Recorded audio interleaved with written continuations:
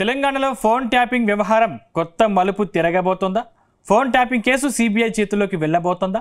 Phone tapping కేసును కాంగ్రెస్ సర్కార్ ఎటూ తేల్చకపోవడంతో బీజేపీ అలర్ట్ అయిందా?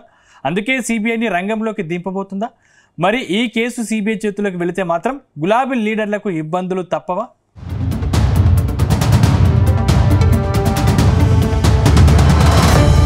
తెలంగాణలో ప్రకంపనలు రేపుతున్న ఫోన్ ట్యాపింగ్ వ్యవహారంలో కేంద్రం రంగంలోకి దిగబోతోంది. సిబిఐ విచారణ జరిపించే అవకాశాలు కనిపిస్తున్నాయి. సిట్ విచారణకు రేపు కేంద్ర మంత్రి బండి సంజయ్ రావాల్సి ఉంది.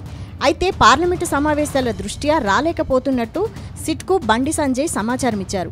అయితే ఫోన్ ట్యాపింగ్పై కేంద్ర నిఘా వర్గాల ద్వారా కీలక సమాచారం, ఆధారాలు బండి సంజయ్ సేకరించారని తెలుస్తోంది. సిట్ ఎదుట ఆయన పలు ఆధారాలను సమర్పించే అవకాశం ఉంది. జడ్జీల ఫోన్లను సైతం ట్యాప్ చేయడం పట్ల బీజేపీ సీరియస్గా ఉందని తెలుస్తోంది. ఇప్పటికే ఫోన్ ట్యాపింగ్ కేసును సిబిఐకి అప్పగించాలని హైకోర్టులో కేసు వేసింది బీజేపీ లీగల్ సెల్. అయితే ఫోన్ ట్యాపింగ్ కేసులో కాంగ్రెస్ సర్కార్ లైటు తీసుకుంటుందన్న భావనతోనే సిబిఐ తలుపు తట్టాలనే ఆలోచనలో బండి సంజయ్ ఉన్నట్లు తెలుస్తోంది.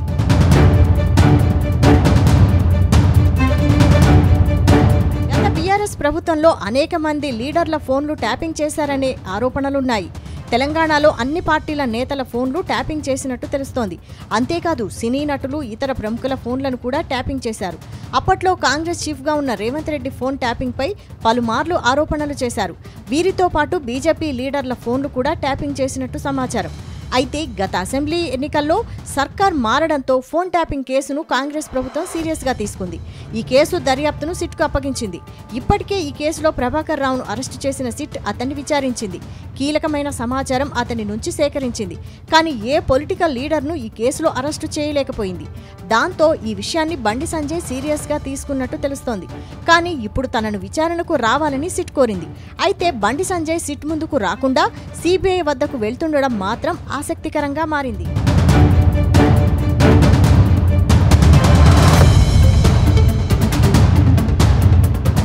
ఫోన్ ట్యాపింగ్ కేసును సిబిఐకి అప్పగిస్తే మరింత కీలక సమాచారం వెలుగులోకి వస్తుందని బండి సంజయ్ ఆలోచనగా ఉందని తెలుస్తోంది.